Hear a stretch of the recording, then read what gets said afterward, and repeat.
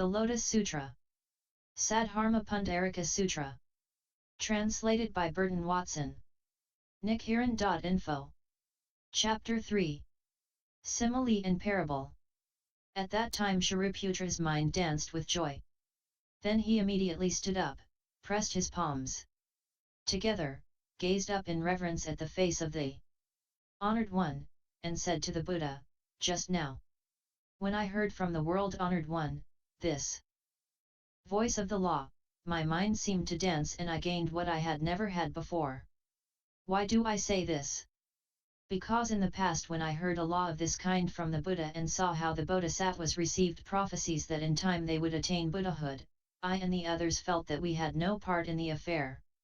We were deeply grieved to think we would never gain the immeasurable insight of the thus come one.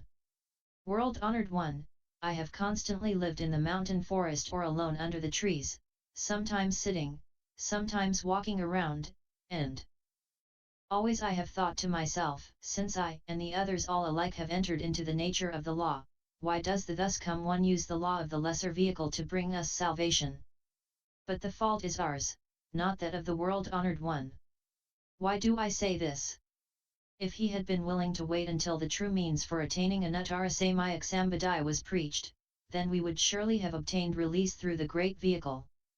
But we failed to understand that the Buddha was employing expedient means and preaching what was appropriate to the circumstances.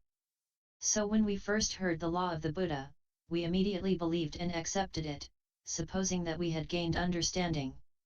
World-honored one, for a long time now, all day and throughout the night, I have repeatedly taxed myself with this thought.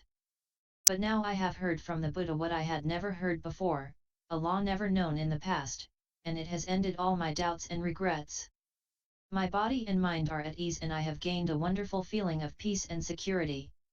Today at last I understand that truly I am the Buddha's son, born from the Buddha's mouth, born through conversion to the law, gaining my share of the Buddha's law."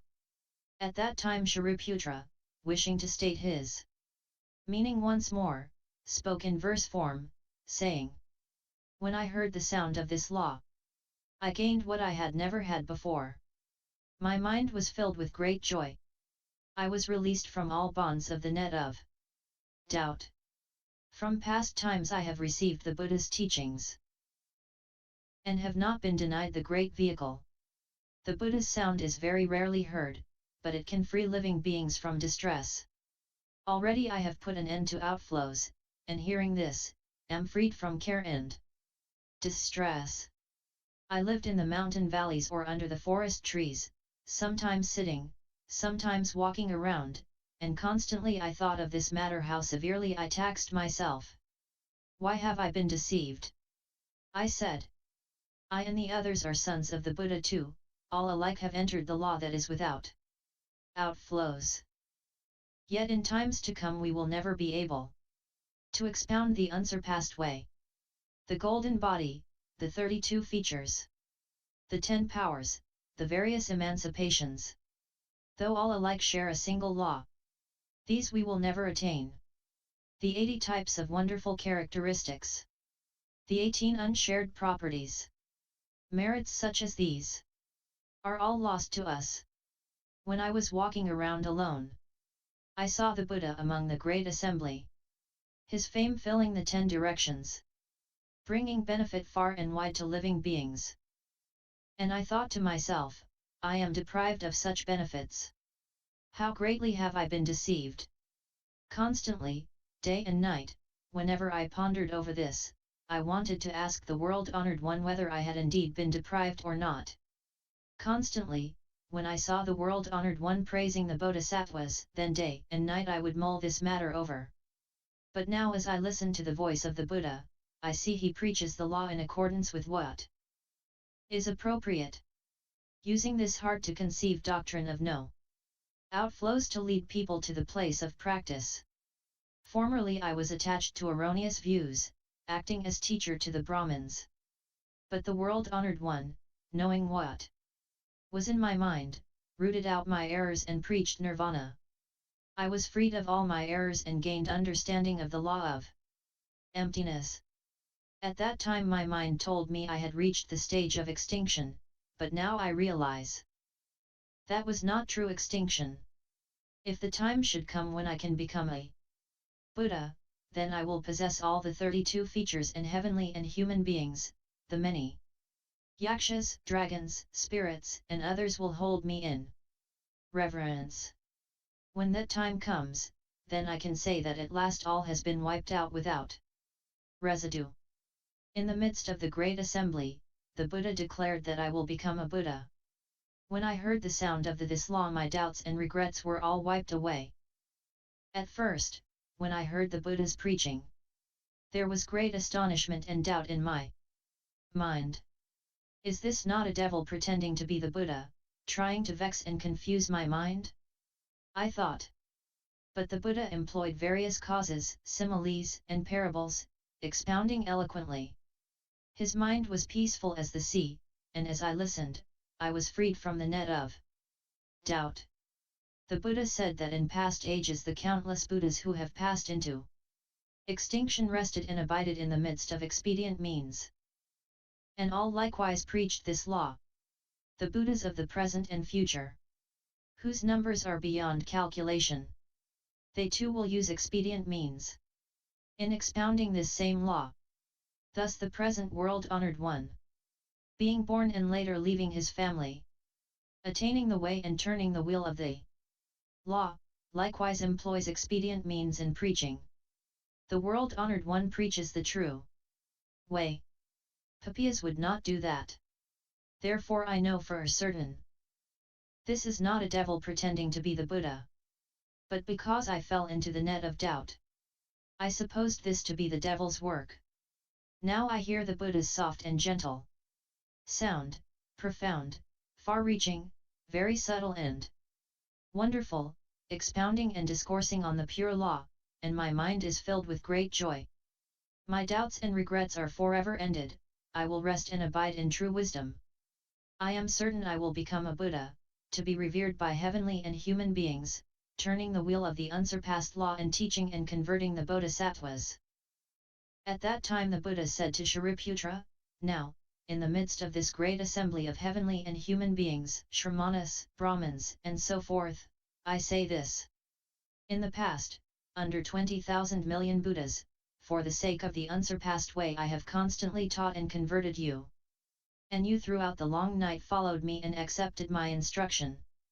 Now, because I want to make you recall to mind the way that you originally vowed to follow, for the sake of the voice hearers I am preaching this great vehicle sutra called the Lotus of the Wonderful Law, a law to instruct the bodhisattvas, one that is guarded and kept in mind by the Buddhas. Shariputra, in ages to come, after a countless, boundless inconceivable number of kalpas have passed, you will make offerings to some thousands, 10,000s millions of Buddhas, and will honor and uphold the correct law. You will fulfill every aspect of the way of the Bodhisattva and will be able to become a Buddha with the name flower glow, thus come one worthy of offerings, of right and universal knowledge, perfect clarity and conduct, well gone, understanding the world, unexcelled worthy, trainer of people, teacher of heavenly and human beings, Buddha, world-honored one. Your realm will be called free from stain, the land will be level and smooth, pure and beautifully adorned, peaceful, bountiful and happy. Heavenly and human beings will flourish there.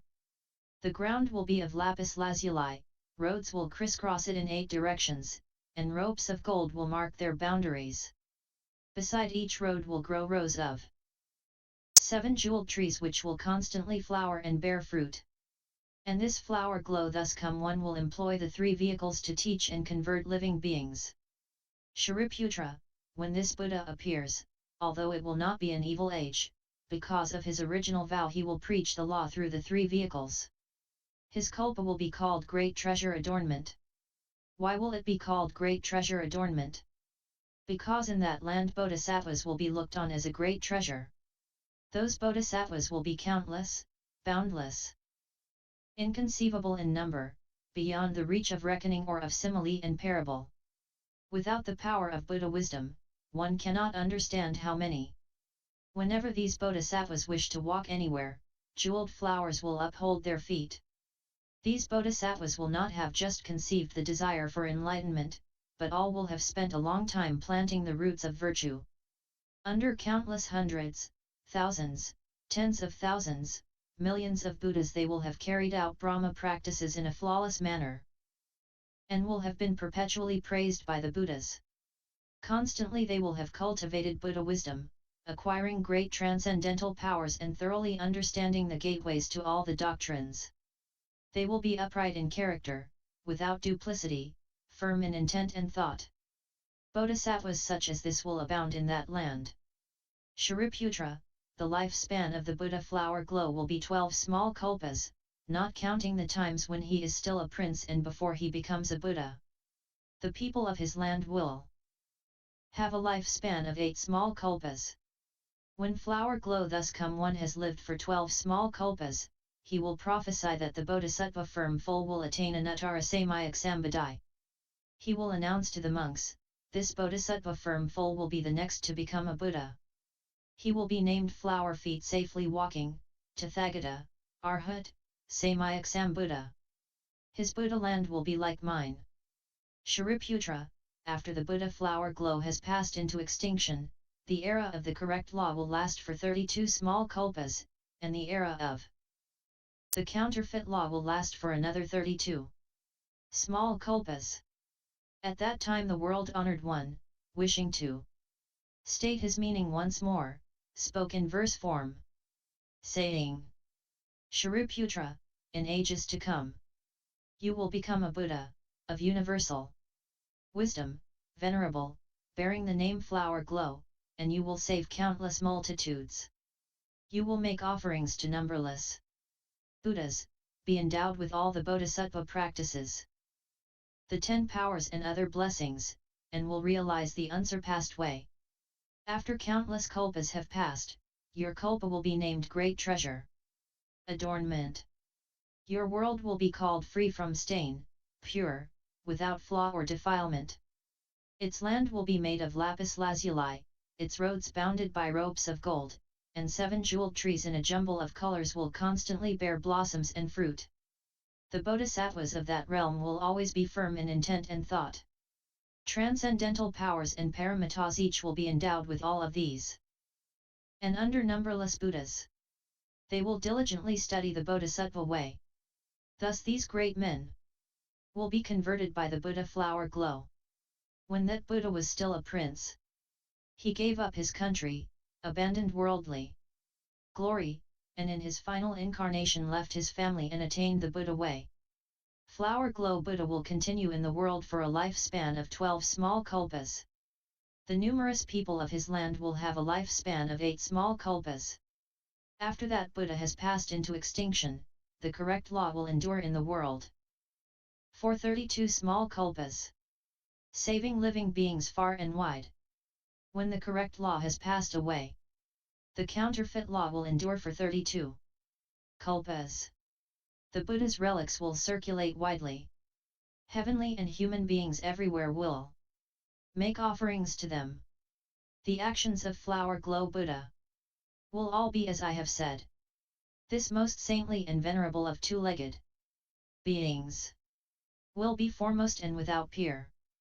And he will be none other than you. You should rejoice and count yourself fortunate.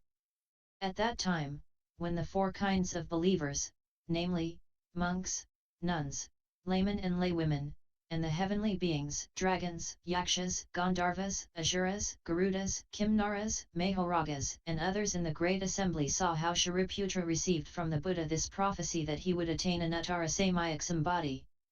Their hearts were filled with great joy and danced without end.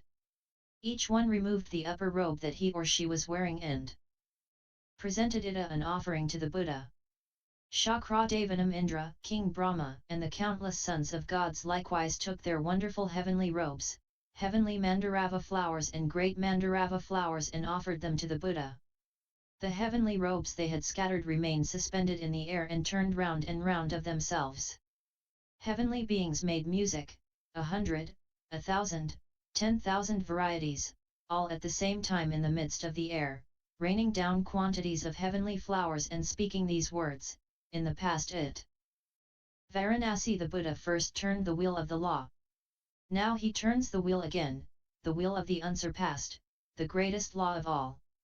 At that time the sons of gods, wishing to state their meaning once more, spoke in verse form, saying, in the past at Varanasi, you turned the wheel of the law of the four noble truths, making distinctions, preaching that all things are born and become extinct, being made up of the five components. Now you turn the wheel of the most wonderful, the unsurpassed great law. This law is very profound and abstruse. There are few who can believe it. Since times past often we have heard the world-honored ones preaching. But we have never heard this kind of profound, wonderful and superior law. Since the world-honored one preaches this law, we all welcome it with joy.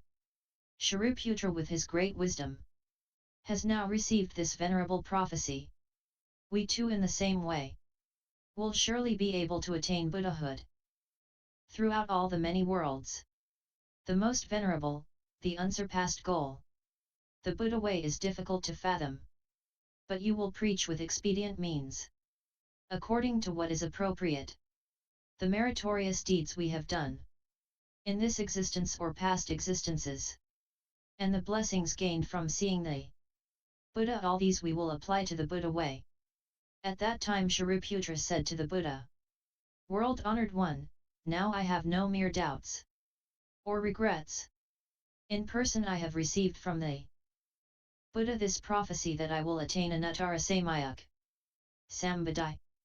These 1200 persons here whose minds are free in the past they remained at the level of learning, and the Buddha constantly taught and converted them, saying, my law can free you from birth, old age, sickness, and death and enable you at last to achieve nirvana.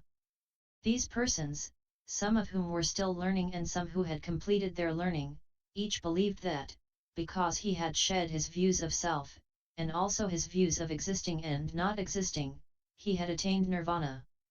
But now from the world-honored one they hear what they had never heard before, and all have fallen into doubt and perplexity. Very well, world-honored one. I beg that for the sake of the four kinds of believers you will explain the causes and conditions and make it possible for them to shed their doubts and regrets. At that time the Buddha said, so Shariputra, did I not tell you earlier that when the Buddhas, the world-honored ones, cite various causes and conditions and use similes, parables, and other expressions, employing expedient means to preach the law, it is all for the sake of Anuttara Samayuk Sambadhi? Whatever is preached is all for the sake of converting the bodhisattvas. Moreover, Shariputra, I too will now make use of similes and parables to further clarify this doctrine. For through similes and parables those who are wise can obtain understanding. Shariputra, suppose that in a certain town in a certain country there was a very rich man. He was far along in years and his wealth was beyond measure. He had many fields, houses and men servants. His own house was big and rambling, but it had only one gate. A great many people, 100, 200, perhaps as many as 500 lived in the house. The halls and rooms were old and decaying, the walls crumbling, the pillars rotten at their base, and the beams and rafters crooked and aslant. At that time a fire suddenly broke out on all sides, spreading through the rooms of the house. The sons of the rich man, 10, 20 perhaps 30, were inside the house. When the rich man saw the huge flames leaping up on every side, he was greatly alarmed and fearful and thought to himself, I can escape to safety through the flaming gate, but my sons are inside the burning house enjoying themselves and playing games, unaware, unknowing, without alarm or fear. The fire is closing in on them, suffering and pain threaten them, yet their minds have no sense of loathing or peril and they do not think of trying to escape. Shariputra, this rich man thought to himself, I have strength in my body and arms. I can wrap them in a robe or place them on a bench and carry them out of the house. And then again he thought, this house has only one gate, and moreover it is narrow and small. My sons are very young, they have no understanding, and they love their games, being so engrossed in them that they are likely to be burned in the fire. I must explain to them why I am fearful and alarmed. The house is already in flames and I must get them out quickly and not let them be burned up in the fire." Having thought in this way, he followed his plan and called to all his sons, saying, "You must come out at once." But though the father was moved by pity and gave good words of instruction, the sons were absorbed in their games and unwilling to heed them. They had no alarm, no fright, and in the end no mind to leave the house. Moreover, they did not understand what the fire was, what the house was, what the danger was.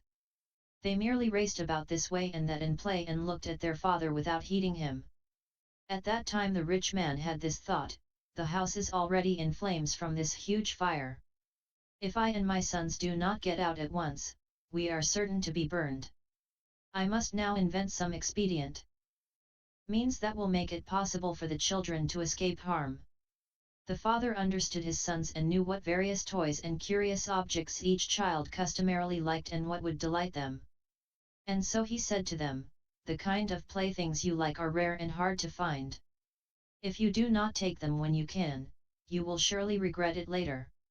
For example, things like these goat carts, deer carts, and ox carts. They are outside the gate now where you can play with them. So you must come out of this burning house at once. Then, whatever ones you want, I will give them all to you." At that time, when the sons heard their father telling them about these rare playthings, because such things were just what they had wanted, each felt emboldened in heart and, pushing and shoving one another, they all came wildly dashing out of the burning house. At that time the rich man, seeing that his sons had gotten out safely and all were seated on the open ground at the crossroads and were no longer in danger, was greatly relieved and his mind danced for joy. At that time each of the sons said to his father, "The playthings you promised us earlier, the goat carts and deer carts and ox carts. Please give them to us now." Shariputra, at that time the rich man gave to each of his sons a large carriage of uniform size and quality. The carriages were tall and spacious and adorned with numerous jewels. A railing ran all around them and bells hung from all four sides. A canopy was stretched over the top, which was also decorated with an assortment of precious jewels. Ropes of jewels twined around, a fringe of flowers hung down, and layers of cushions were spread inside, on which were placed vermillion pillows. Each carriage was drawn by a white ox, pure and clean in hide, handsome in form and of great strength, capable of pulling the carriage smoothly and properly at a pace fast as the wind. In addition, there were many grooms and servants to attend and guard the carriage. What was the reason for this? This rich man's wealth was limitless and he had many kinds of storehouses that were all filled and overflowing. And he thought to himself, "There is no end to my possessions. It would not be right if I were to give my sons small carriages of inferior make. These little boys are all my sons and I love them without partiality. I have countless numbers of large carriages adorned with 7 kinds of gems. I should be fair-minded and give one to each of my sons. I should not show any discrimination. Why? Because even if I distributed these possessions of mine to every person in the whole country I would still not exhaust them, much less could I do so by giving them to my sons." At that time each of the sons mounted his large carriage, gaining something he had never had before, something he had originally never expected. "Shariputra, what do you think of this?" When this rich man impartially handed out to his sons these big carriages adorned with rare jewels, was he guilty of falsehood or not? Shariputra said, "No, world-honored one. This rich man simply made it possible for his sons to escape the peril of fire and preserve their lives. He did not commit a falsehood. Why do I say this? Because if they were able to preserve their lives, then they had already obtained a plaything of sorts. And how much more so when, through an expedient means, they are rescued from that burning house. World-honored one, even if the rich man had not given them the tiniest carriage, he would still not be guilty of falsehood. Why? Because this rich man had earlier made up his mind that he would employ an expedient means to cause his sons to escape. Using a device of this kind was no act of falsehood. How much less so, then, when the rich man knew that his wealth was limitless and he intended to enrich and benefit his sons by giving each of them a large carriage. The Buddha said to Shariputra, "Very good, very good. It is just as you have said. And Shariputra, the thus come one is like this. That is, he is a father to all the world. His fears, cares and anxieties, ignorance and misunderstanding, have long come to an end, leaving no residue.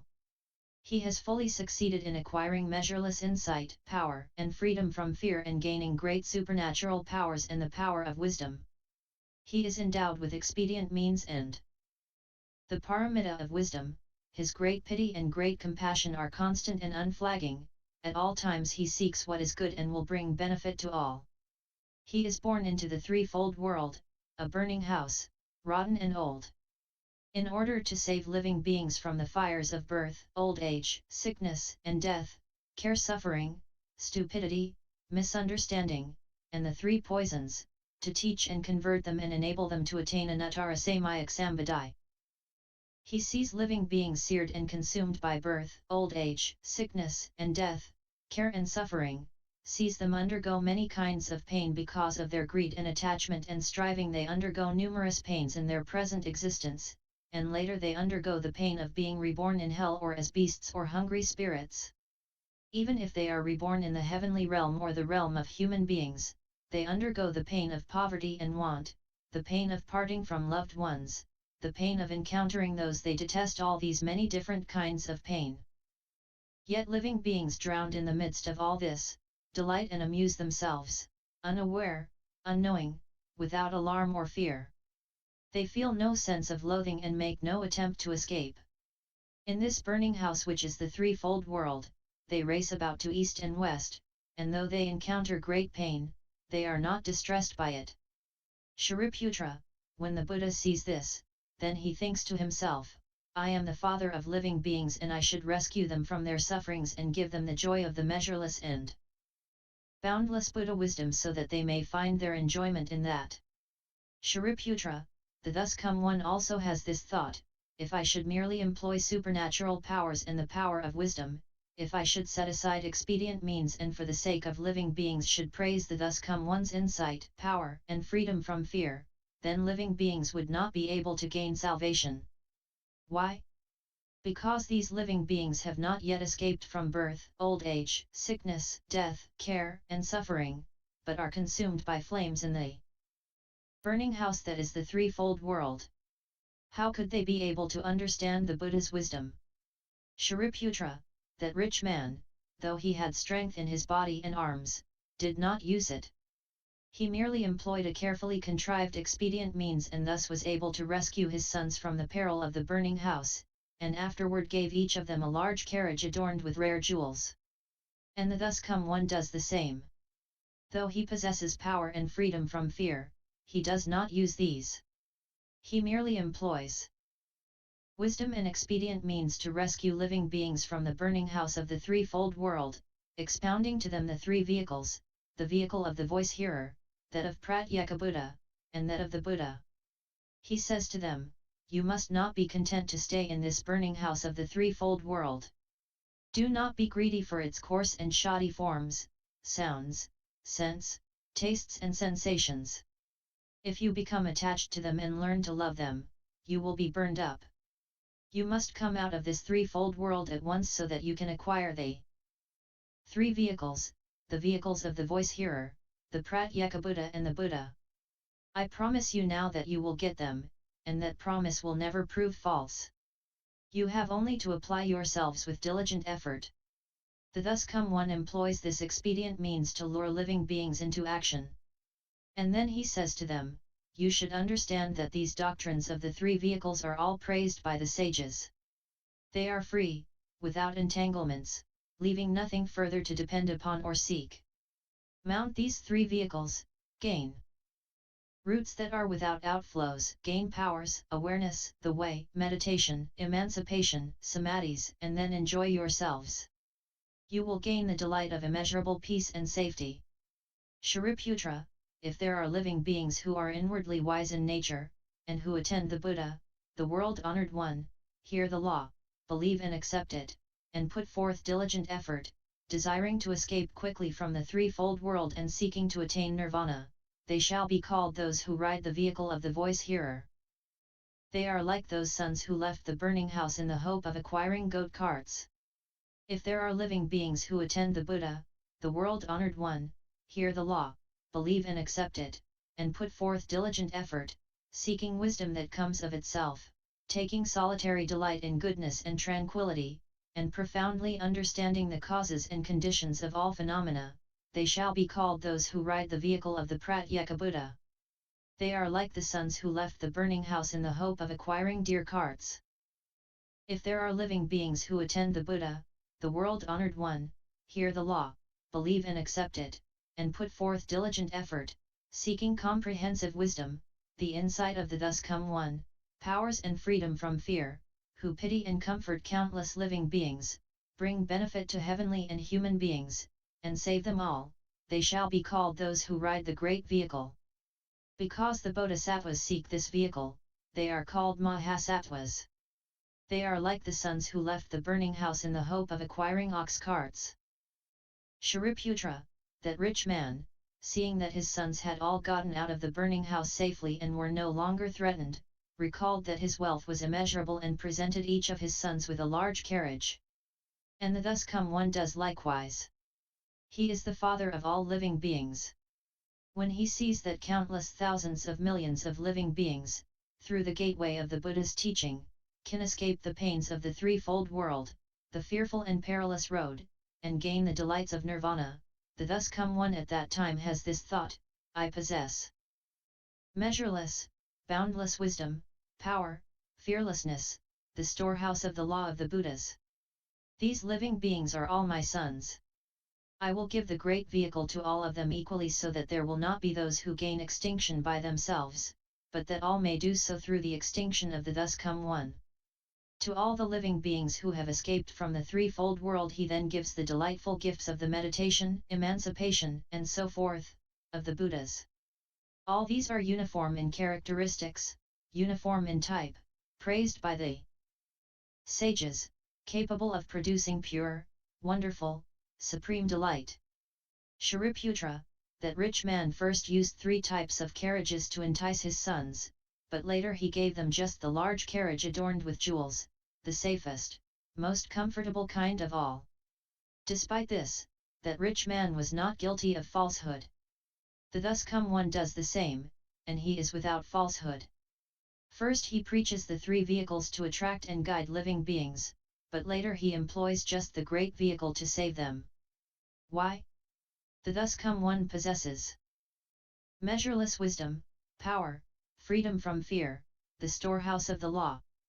He is capable of giving to all living beings the law of the great vehicle. But not all of them are capable of receiving it. Shariputra, for this reason you should understand that the Buddhas employ the power of expedient means. And because they do so, they make distinctions in the one Buddha vehicle and preach it as 3. The Buddha, wishing to state his meaning once more, spoke in verse form, saying, suppose there was a rich man who had a large house. This house was very old, and decayed and dilapidated as well. The halls, though lofty, were in dangerous condition. Beams and rafters were slating and askew, foundations and steps were crumbling. Walls were cracked and gaping and the plaster had fallen off of them. The roof thatch was in disrepair or missing, the tips of the eaves had dropped off. The fences surrounding it were crooked or collapsed and heaped rubbish was piled all around. Some 500 persons lived in the house.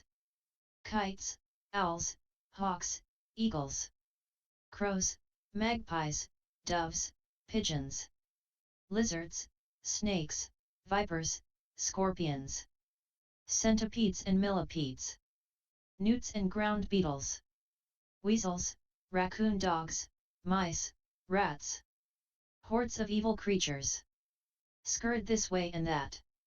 Places that stank of excrement. overflowed in streams of filth, where dung beetles and other creatures gathered.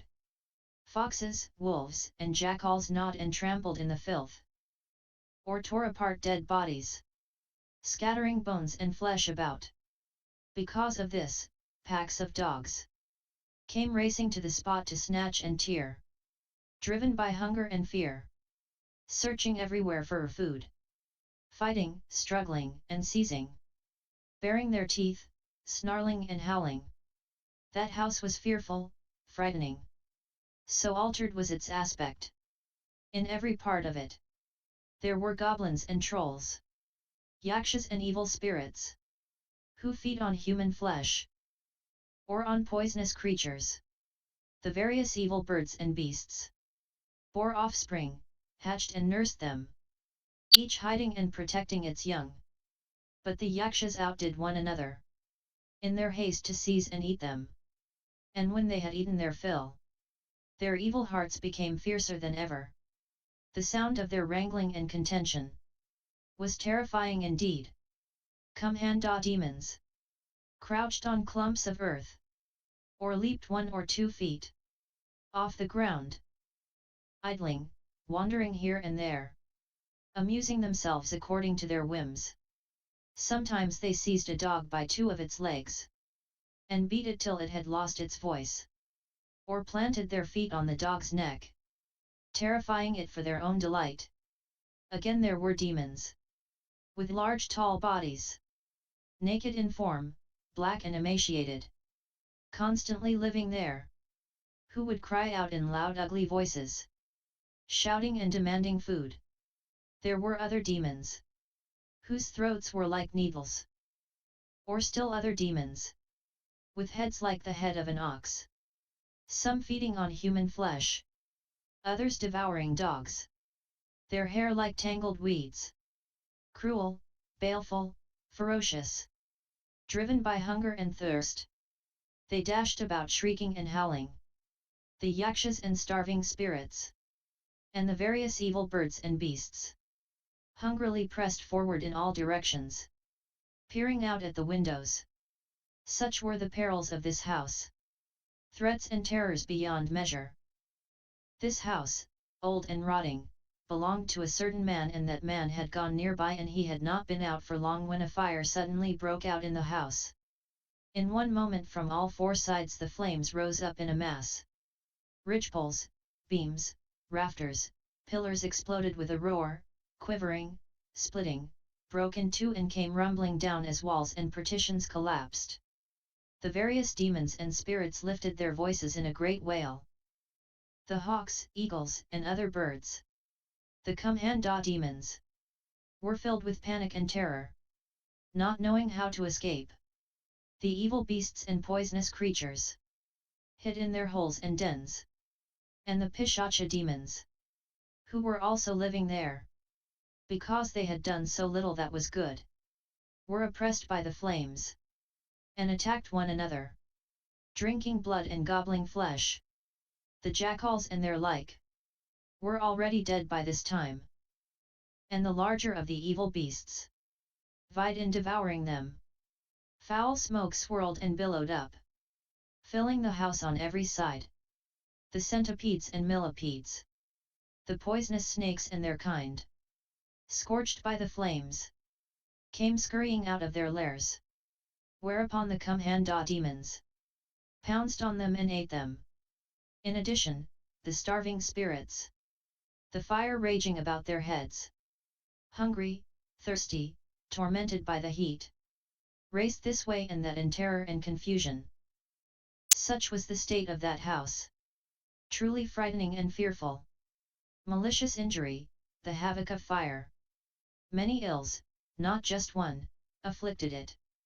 At this time the owner of the house was standing outside the gate, when he heard someone say, "A while ago your various sons, in order to play their games, went inside the house. They are very young and lack understanding, and will be wrapped up in their amusements." When the rich man heard this, he rushed in alarm into the burning house, determined to rescue his sons and keep them from being burned by the Flames. He urged his sons to heed him, explaining the many dangers and perils, the evil spirits and poisonous creatures, the flames spreading all around, the multitude of sufferings that would follow one another without end, the poisonous snakes, lizards, and vipers, as well as the many yakshas and kumhanda demons, the jackals, foxes, and dogs, hawks, eagles, kites, owls, ground beetles and similar creatures. Driven and tormented by hunger and thirst. Truly things to be feared.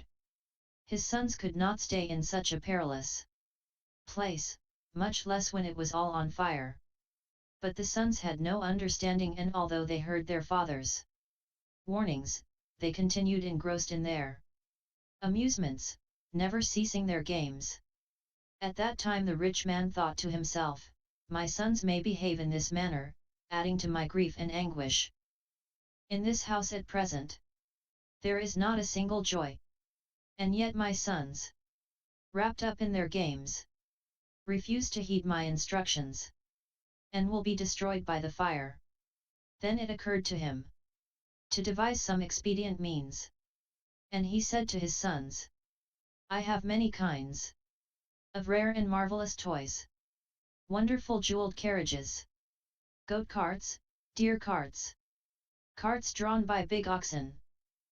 They are outside the gate right now. You must come out and see them. I have fashioned these carts explicitly for you. You may enjoy whichever you choose. Play with them as you like."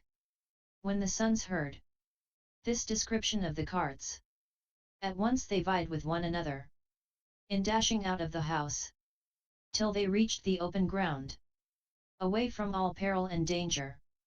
When the rich man saw that his sons had escaped from the burning house, and were standing in the crossroads, he seated himself on a lion's seat, congratulating himself in these words: "Now I am content and happy.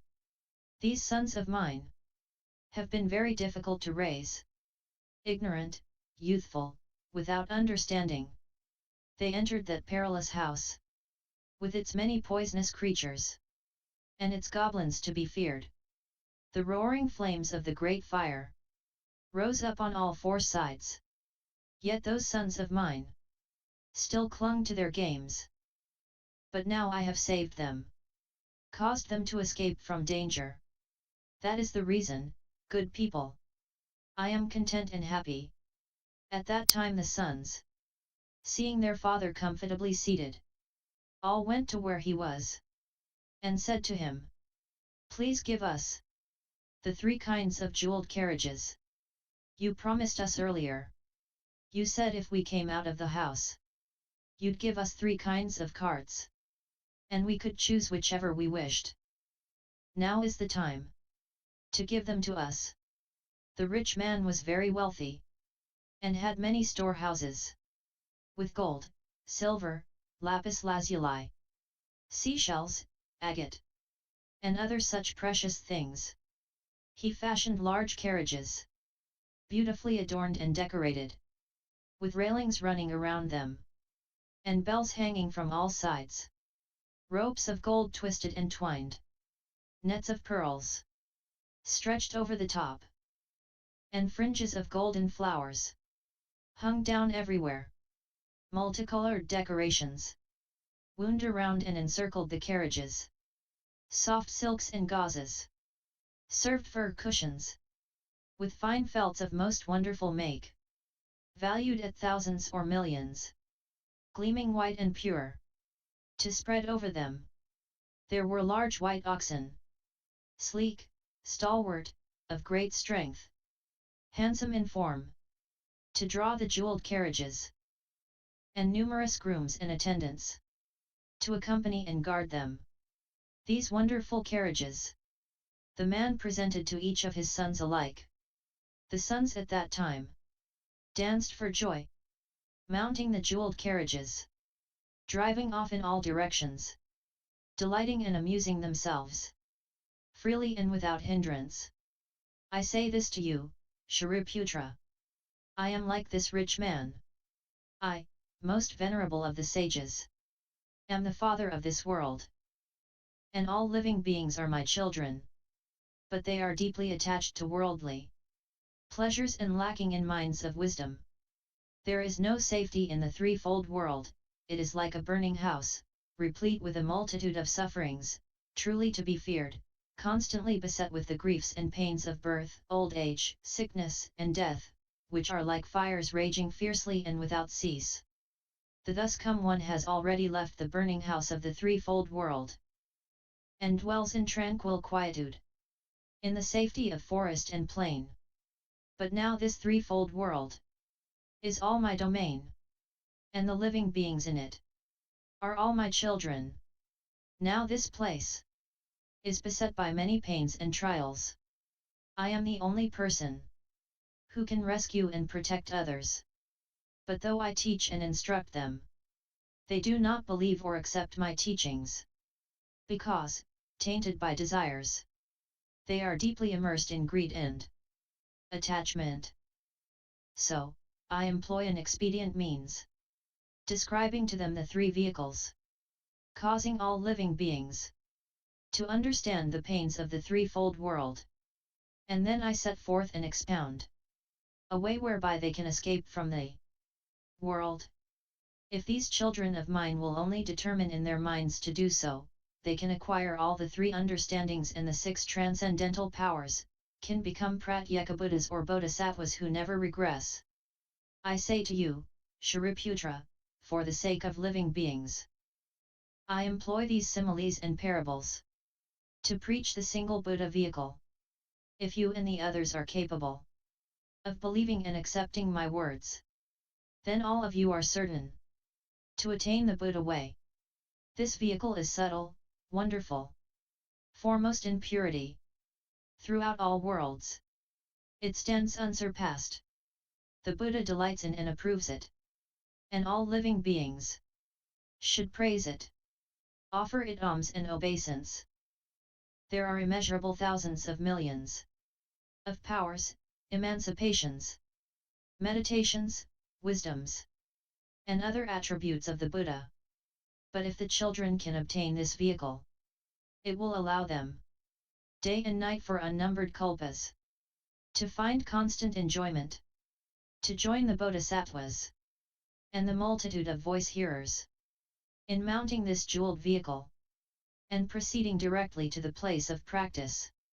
For these reasons, though one should seek diligently in the 10 directions, he will find no other vehicles except when the Buddha preaches them as an expedient means.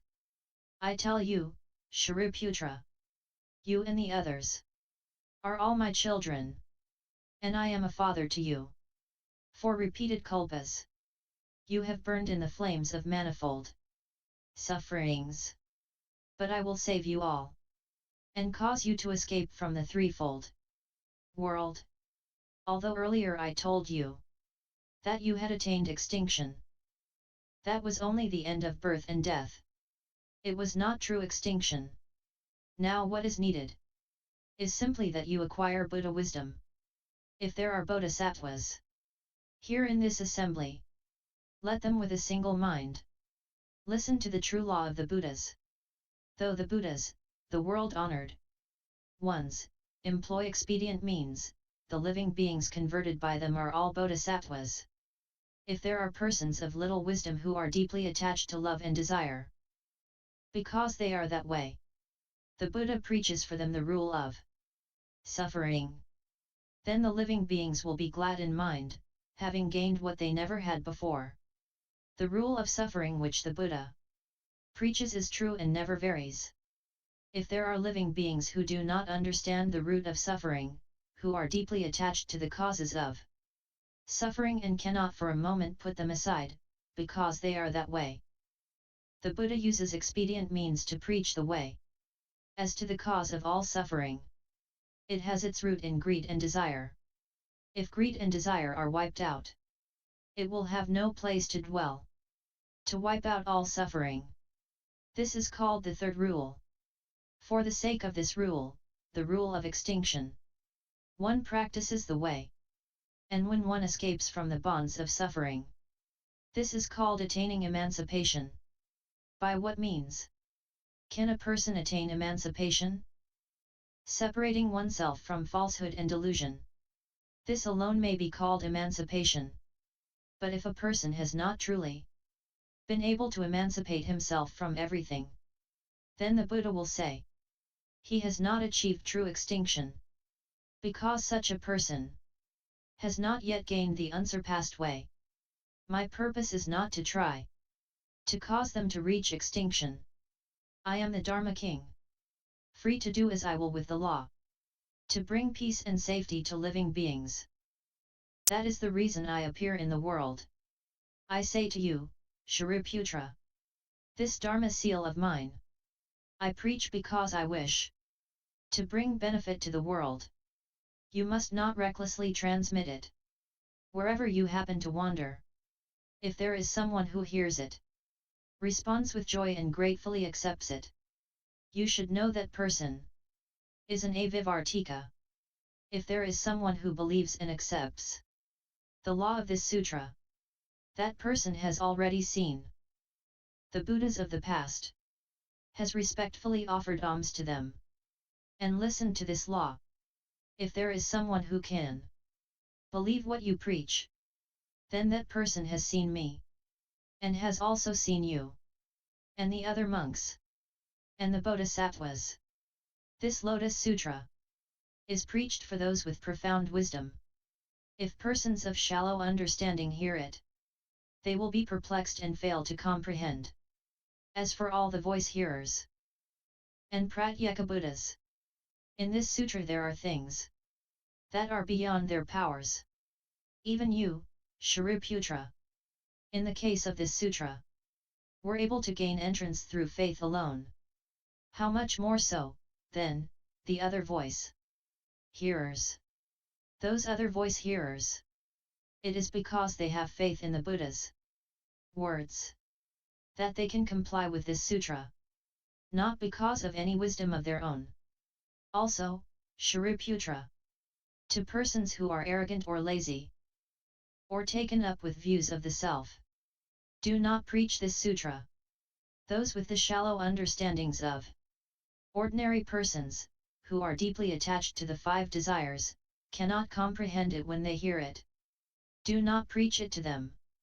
If a person fails to have faith but instead slanders this sutra, immediately he will destroy all the seeds for becoming a Buddha in this world. Or perhaps he will scowl with knitted brows and harbor doubt or perplexity. Listen and I will tell you the penalty this person must pay. Whether the Buddha is in the world, or has already entered extinction.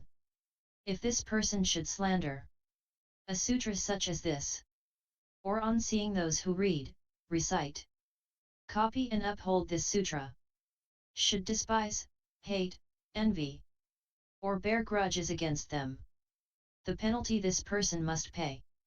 Listen, I will tell you now. When his life comes to an end, he will enter the Avicii hell, be confined there for a whole kalpa, and when the kalpa ends, be born there again. He will keep repeating this cycle for a countless number of kalpas. Though he may emerge from hell, he will fall into the realm of beasts, becoming a dog or jackal. His form lean and scruffy, dark, discolored, with scabs and sores. Something for men to make sport of. Or again he will be hated and despised by men, constantly plagued by hunger and thirst. His bones and flesh dried up. In life undergoing torment and hardship. In death buried beneath the tiles and stones. Because he cut off the seeds of Buddhahood, he will suffer this penalty. If he should become a camel, or be born in the shape of a donkey, his body will constantly bear heavy burdens, and have the stick or whip laid on it. He will think only of water and grass, and understand nothing else. Because he slandered this sutra. This is the punishment he will incur. Or he will be born as a jackal, who comes to the village, body all scabs and sores, having only one eye, by the boys, beaten and cuffed, suffering grief and pain, sometimes to the point of death. And after he has died, He will be born again in the body of a serpent, long and huge in size, measuring 500 yojanas, deaf, witless, without feet, slithering along on his belly, with little creatures biting and feeding on him, day and night undergoing hardship, never knowing rest. Because he slandered this sutra, this is the punishment he will incur. If he should become a human being, his faculties will be blighted and dull. He will be puny, vile, bent, crippled, blind, deaf, hunchbacked. The things he says, people will not believe. The breath from his mouth will be constantly foul. He will be possessed by devils, poor and lowly, ordered around by others, plagued by many ailments, thin and gaunt, having no one to turn to. Though he attached himself to others, they would never think of him. Though he might gain something, he would at once lose or forget it. Though he might practice the art of medicine, and by its methods cure someone's disease, the person would grow sicker from some other malady, and perhaps in the end would die. If he himself had an illness, no one would aid or nurse him. And though he took good medicine, it would only make his condition worse. If others should turn against him, he would find himself plundered and robbed. His sins would be such that they would bring unexpected disaster on him.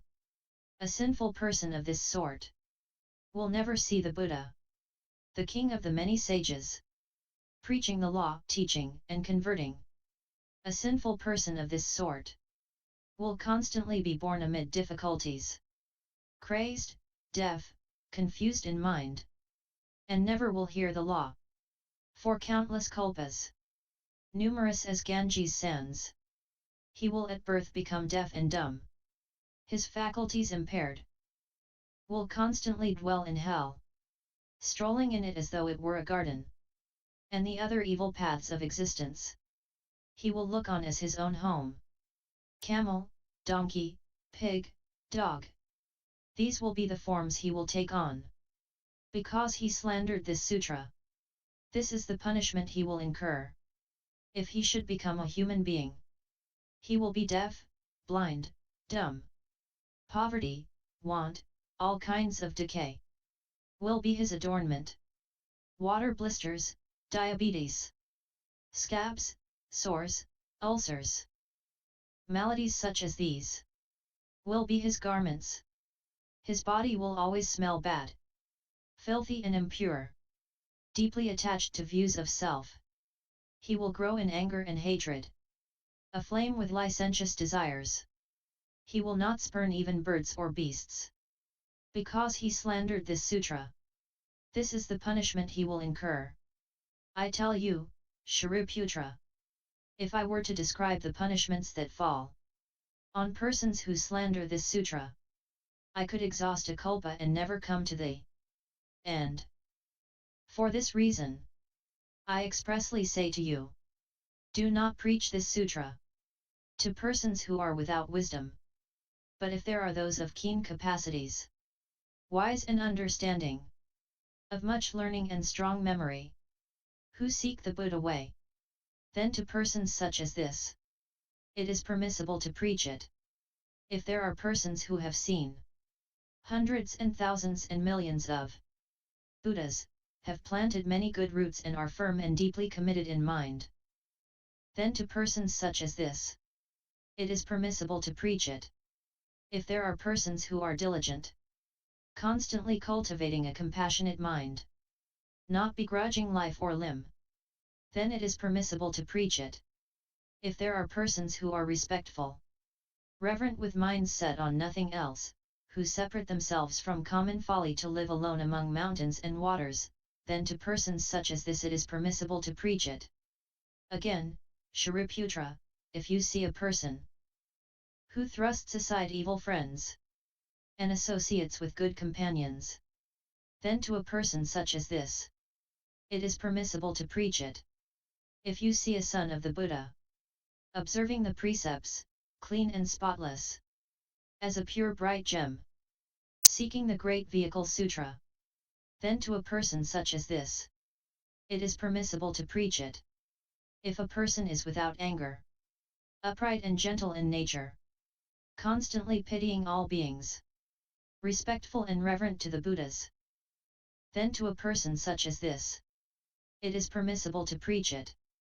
Again, if a son of the Buddha, in the midst of the great assembly, should with a pure mind, employ various causes and conditions, similes, parables, and other expressions, to preach the law in unhindered fashion, to a person such as this, it is permissible to preach it. If there are monks who, for the sake of comprehensive wisdom, seek the law in every direction, pressing palms together, gratefully accepting, desiring only to accept and embrace the sutra of the great vehicle and not accepting a single verse of the other sutras, to persons such as this it is permissible to preach it.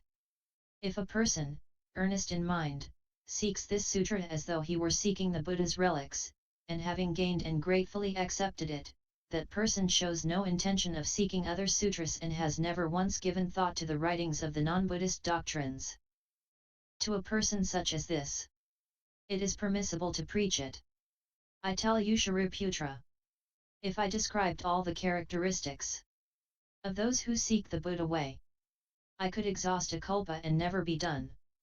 Persons of this type are capable of believing and understanding. Therefore for them you should preach the Lotus Sutra of the Wonderful Law. End LS 03